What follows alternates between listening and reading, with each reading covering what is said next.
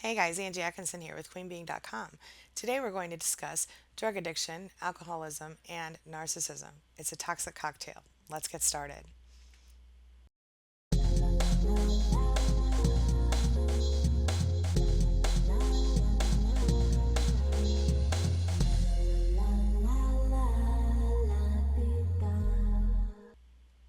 So, like I said, my name is Angie Atkinson. I am a certified life coach. I am an author and a survivor. Real quick to give you an overview of what you can find online to give you some free or inexpensive help. QueenBeing.com, you can find free resources for survivors of narcissistic abuse and relationships, including plenty of free downloads, articles, all kinds of good stuff. BooksAngieWrote.com is my website. Well, it goes right to my Amazon page where you can find many of my books on this topic and related topics. And narcissismsupportcoach.com is where you can get personalized recovery, coaching from me, myself, and also a free 5-day email course you can sign up for that I designed specifically for narcissistic abuse survivors. All right. So let's get going. I'm going to start today with a quote. It's from Susan Cheever, and she says, "Addiction isn't about substance. You aren't addicted to the substance. You are addicted to the alteration of mood that the substance brings." Interesting, right? All right. So if you're dealing with a narcissist who's also an addict, then you're likely under more pressure than most people. So there are a lot of good reasons for that, and I'm going to kind of give you a quick overview of that today and what you can do to deal with a narcissist addict. Okay? So, if you do have an addict in your family or you've ever dealt with an addict, you know how it can be painful, it can be difficult, and this is for everyone involved. So, today we're going to kind of take a glimpse into the families of addicts and what they deal with, as well as giving you some vital answers that you're going to need to know if you're dealing with one now. And this video will be specifically for people who are in families with narcissists who are addicts, okay? So, the first thing you're going to do is start by giving yourself a break. Well, what do I mean by that? Well, of course, you're feeling a lot of different emotions right now, and you're kind of teetering between wanting to love your addict better or your narcissist and wanting to run as far and fast as possible. Now, feelings of love, hate, sorrow, and even elation, can cycle through you faster than the bad tuna you ate last week, right? But we need to find a place to start. So, the thing you need to know is that first of all, there are only very few things you can really do to help a narcissist, an addict. Now, if the addict is also a narcissist, then the list is even shorter. But what you can do is you can educate yourself and you can make informed decisions as you go through the process, okay? And whichever member of the family you are, you need to understand whether it's, your best friend or your son or your daughter or your mother or your son, father, wife, husband, whatever it is, you need to understand that what you're dealing with. And before you understand what you're dealing with, you can't really deal with it. So, this video is meant to educate you and help you to begin to make informed decisions or to continue to make informed decisions. I'm sure you're educating yourself right now in other ways as well. So, let's talk about first, why might a narcissist become an alcoholic or an addict? Obviously, the regular stuff like everyone else, everyone has reasons. But regarding narcissism specifically, since a lot of narcissists seem to think that they're kind of special or different, above the law, rules don't apply to them, that kind of stuff, excuse me, they often derive pleasure from engaging in like really reckless antisocial behavior, right? Not to mention exploiting other people at times. So a lot of times they think they have the right to bully people, to humiliate them, to force them into taking responsibility for or even covering for the narcissist's bad behavior or other mistakes or choices. But then some narcissists are known for their, risky activities like drug and alcohol consumption in excess. And these are the types of things that often fuel those narcissistic behaviors. You understand what I mean? So a lot of times narcissists are in codependent relationships anyway, as you and I both know, honey. But when you throw drug or alcohol addiction into the mix, my God, the toxicity level is outrageous. It's off the chart, my friend. It's no good. A lot of addicted narcissists are going to claim that whatever their drug of choice is enhances their lives or their personalities. Some narcissists will say, "I'm too shy when I'm not drinking," or, if I don't do that drug, my personality is just so blah, And of course, they also insist that they do have control over their addiction. And we all know that actual addiction means you've lost control and it's time to move forward. But and to admit that and move on. But we're going to get to that. Since narcissists, believe that they are immune to normal human issues such as addiction or alcoholism, they aren't concerned with any related health issues. So you can't say, that the alcohol's killing your brain cells, or, people die every day from heroin, or, whatever it is, whatever the drug is. You can't say those things to a narcissist because they don't see themselves as everyone else. They don't see themselves as someone who could be affected in that way. And if you care about the person, even though they're a narcissist, why waste your breath, even if you don't?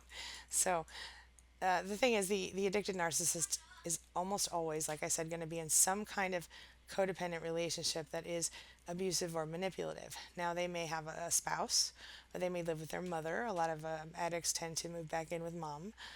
Or they may, have a roommate, or a neighbor, or a friend. It could be a number of things. Whoever it is, I'm betting you might be one of the people in their lives if you're watching this video, and you may be getting abused or manipulated and not even know it. So we're going to kind of talk about that. So addiction and narcissistic behavior, let's talk about it. Like I said, it's a toxic combination, but according to researchers, as many as half of all the people who suffer from narcissistic personality disorder also abuse drugs and or alcohol.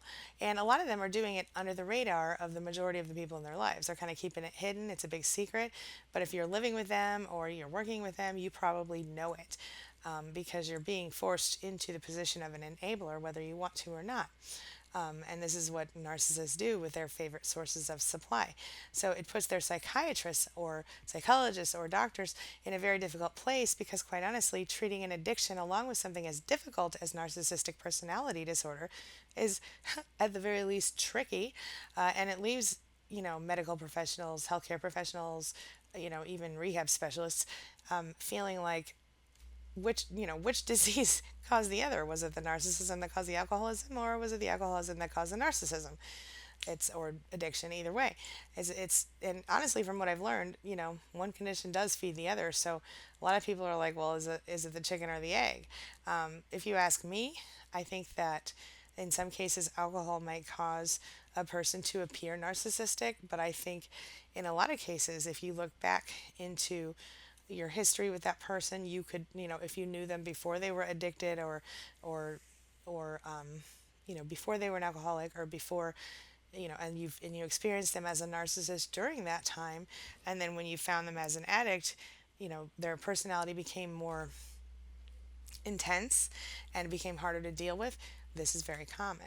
Okay, so, and of course, as chronic drug use has been proven to make the symptoms of NPD and BPD, which is narcissistic personality and borderline personality disorder, more prominent, more severe, a narcissist is going to find himself or herself looking for more drugs, or increasing ways to, get that high, or whatever it is they're doing, to self-medicate, because a lot of narcissists are so ripped up inside about, and nobody believes me when I say this, but a lot of them just really hate themselves, and that's why they need to self-medicate, and like I said, it's like almost half of all the people who are diagnosed with NPD are alcoholics or addicts. Now, maybe that's because those are the ones that get in the system and actually get forced into a diagnosis, but maybe there's something to it, right? It's a thought. Anyway, so like I said, these narcissist addicts will develop a tolerance for their drug of choice and develop a dependence on it. I'm just going to say it one time during this video. Please ignore my typos. And, and that leads to their addiction, of becoming the addiction becomes fully established because they develop the tolerance and they develop the dependence. That is what addiction is. So, like I said, since a lot of narcissists think they're above it all, including the law and basic human ethics, it's going to be tough to actually get one into treatment. That's because most narcissists aren't ever going to admit that they actually need help, and they make it impossible to help them, in fact. So, this is even true when the addiction has completely taken over their lives, and their hostile attitude toward treatment may also become really competitive and aggressive. So it's a tough place to be, I think. So when that happens, then of course, as they are being the narcissist that they are, they're going to devalue and they're going to discard both the value of the treatment and, of course, the professionals who are actually trying to help them. And in part, this is due to their natural urge to sort of just resist authority figures, outside of themselves, of course, because every narcissist sees themselves as some sort of authority. So, yeah. Now, here's an interesting fact about narcissism and addiction. It turns out that, as we all know, both narcissism and addiction have a common factor: shame. And here's what I found really fascinating about this: a lot of narcissists and alcoholics or addicts have had some sort of trauma between 18 months and 3 years old, which could have caused or at least facilitated the condition that they now are sitting with, either or, and or situation, whether it's alcoholism, addiction, or narcissism, or some combination of those three things. So, and according to this is all according to Eric Erickson's psychosocial development stage 2. Now, while it's not always the truth in every case, it can be a really good place to start in trying to figure out the cause of a narcissist's condition, whether it is just straight narcissism or it's a combination of narcissism and addiction. Okay, so let me ask you: do you think you're an enabler? I didn't think I was either, but it turns out that I was in my case. But if you do feel like you're a victim of a narcissist who's also an alcoholic or an addict, well, how do you even know? Are you enabling it? How can you know that? So I'll just tell you really and briefly. If you're trying to help a narcissist hide his or her addiction, or if you're helping him or her procure the drugs or alcohol they need to feed the addiction, even if it's only to shut him up, you're helping, you're enabling that person.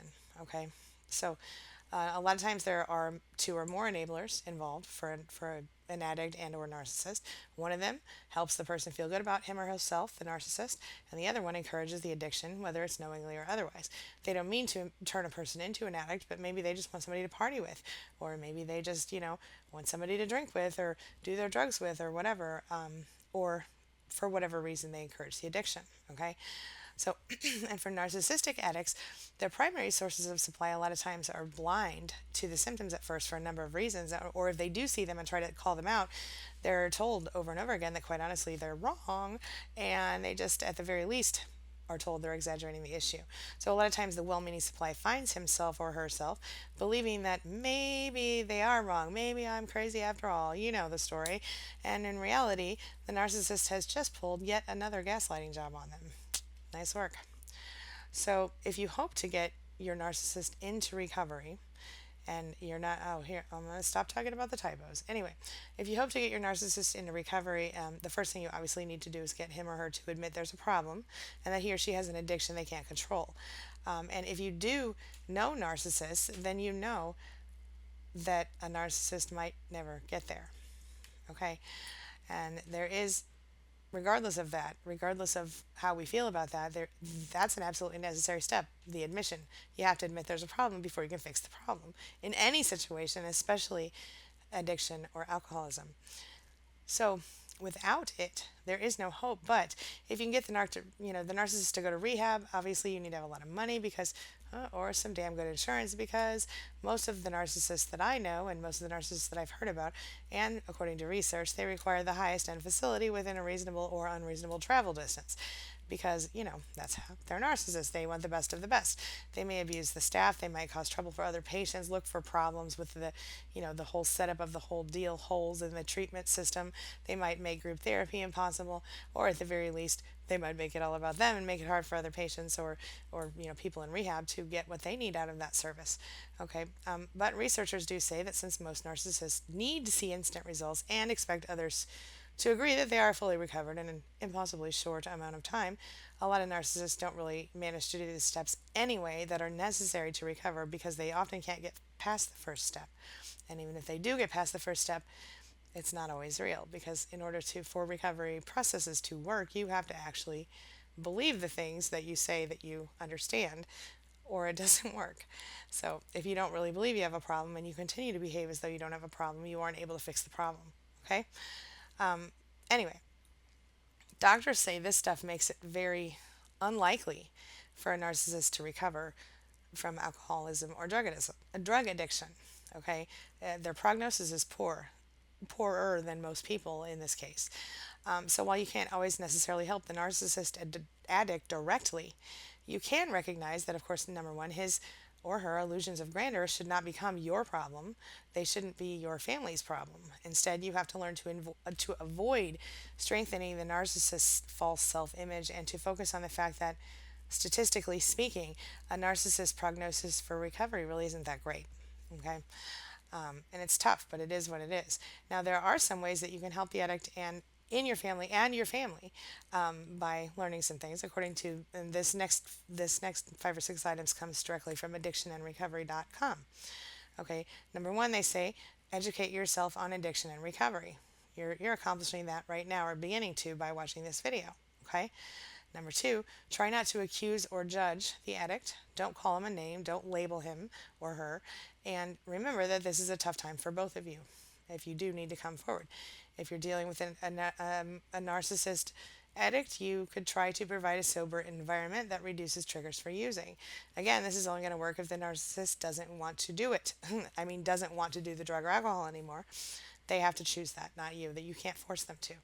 You have to allow the addict time to go to meetings, which you'll be fine with that, I'm sure. You have to understand that your life is going to change. Your addict narcissist life is going to change. You don't want to wish for the old life back. Oh, that's interesting. Your old life, to some extent, is what got you here. So, thinking back and going, oh, I wish it could be how it was when we first got together, maybe not the right choice. Interesting. You both need to create a new life, though, where it's easier to not use alcohol and drugs. So if you're going to get through this, you're going to have to work with this person to create a new life. I'm just telling you, these are the steps, according to these professionals. So you're going to make sure that you both have time for fun. So people use alcohol and drugs to relax, escape, and as a reward. An addict needs to find alternative ways to relax, escape, and as a reward. Otherwise, they will turn back to their addiction. This is going to be especially difficult with a narcissist, okay? Because a narcissist is going to have a very high threshold and a very high need for this constant excitement, but they're not going to want to have to do anything as far as actually planning it or doing anything to get to it. They're just going to want you to do it all, and they're going to just show up and look beautiful or handsome or whatever and have fun. It's a really tough place. It's a really tough place. So just try not to enable the narcissist or the addict, and you try to not provide excuses or cover up for the addict. And I think a lot of people in these situations do it because of their own feelings of embarrassment. When you're dealing with somebody who's a narcissist, who's an addict, you're already dealing with more than most people are dealing with in a lifetime. And so you might not want everybody to know all your dark secrets. You might not want everybody to know what your spouse or your parent or whoever does that makes you feel so humiliated and embarrassed. So stop covering up for this person. This is one way that you can stop enabling that person, okay? All right, so you don't want to shield the addict from the consequences of the addiction. People are more likely to change if they have suffered enough negative consequences. And this goes back to where you are as a narcissistic supply. If you're still in that situation, it's very hard for you to allow your narcissist to fall, okay? If you're still with a narcissist and they're an addict, in the past, if you've allowed them to fall or you've allowed them to become embarrassed in public, they have probably taken that out on you directly, especially if there's any way they think you could have stopped it. So you are now so used to covering up for them and hiding everything for them that you don't even think about it before you do it. You just don't want to deal with the negative consequences of them at home. If you want to help a narcissistic addict or any addict, sometimes you just have to allow them to embarrass themselves a little bit and let them feel what it feels like, or because the negative consequences, the words rock bottom often are what it takes for a person to stop any sort of addiction. So you want to set boundaries that you all agree on. The goal of boundaries is going to be to improve the health of the family as a whole. So you're not going to use boundaries to punish someone or shame someone, okay?